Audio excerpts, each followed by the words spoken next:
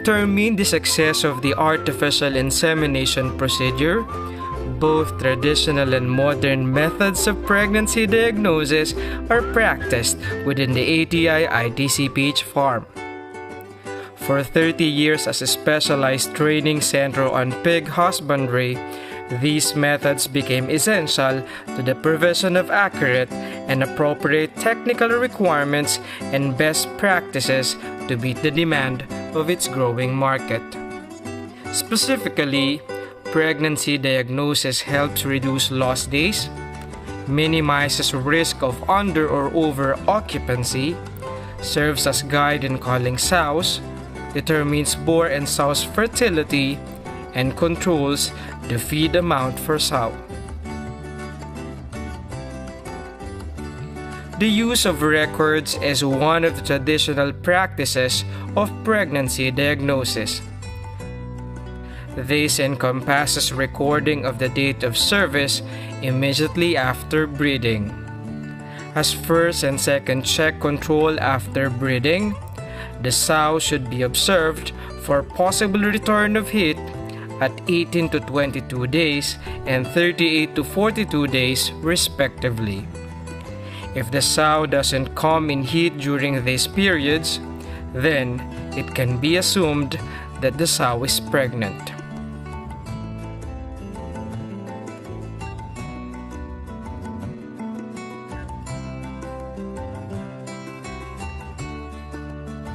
Aside from the use of records, significant changes in the external body parts also indicate sow's pregnancy.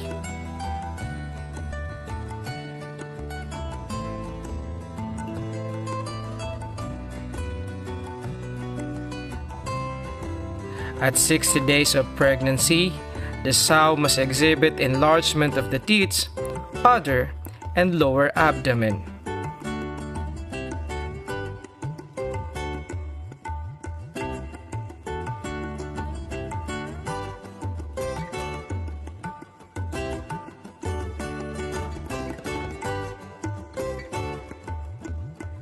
The ultrasound Doppler test is one of the modern techniques most popularly used in developed countries. With more than 90% of accuracy, the Doppler test can be used for the whole duration of pregnancy from as early as 26 days to term. The device detects sounds in early pregnancy arising from the changes in blood flow in the large arteries to the womb. The fetal heartbeat and movement of the fetus and placenta can also be detected. However, extra care must be exercised when using the Doppler device to avoid wrong interpretations of the sounds. Take note that womb infection, embryo absorption, or early estrus can give false positives.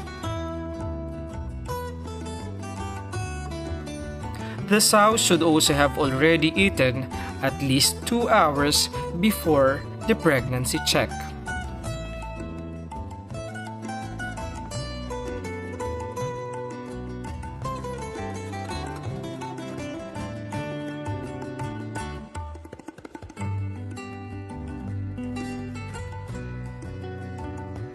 To use the device, put on the headset, take the external probe and oil the tip.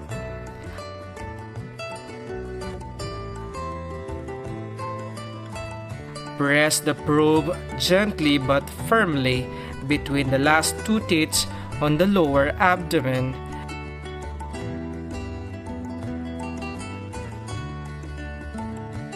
and listen carefully for this sound.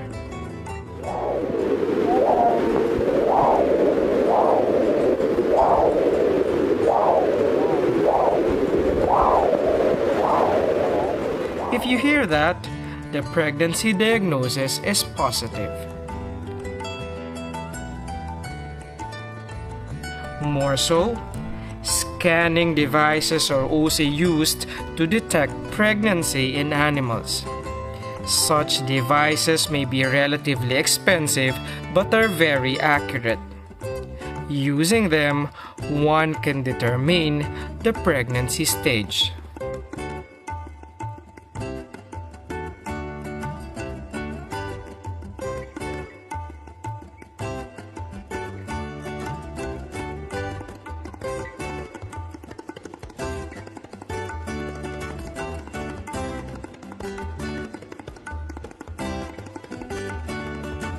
After oiling the tip of the scanner's probe, press it gently but firmly between the last two teats on the lower abdomen. The proper position of the probe is extremely important.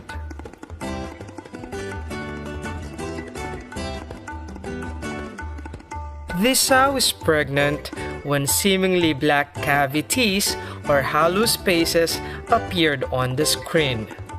These represent the fluids forming within embryonic vesicles.